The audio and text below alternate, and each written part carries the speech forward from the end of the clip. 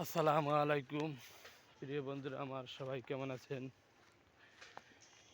এটা হচ্ছে আমাদের বাড়ির চারপাশের পরিবেশ।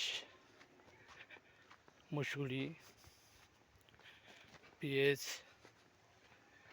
বিভিন্ন ধরনের ফসল এখানে আছে।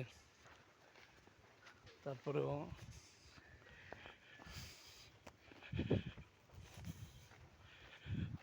প্রচণ্ড শীত, যেমন শীত তেমন কুয়াশা, সব মিলিয়ে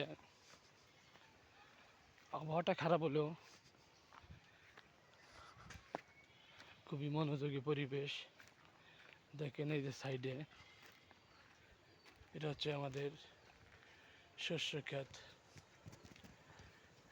দেখেন এই যে কত সুন্দর শস্য। আসলে যেই যা করেন না কেন, কৃষির উপরে লাভবান আর কিছুই নেই। সবাই কৃষি কাজ করবেন। ধন্যবাদ সবাইকে, সবাই ভালো থাকবেন।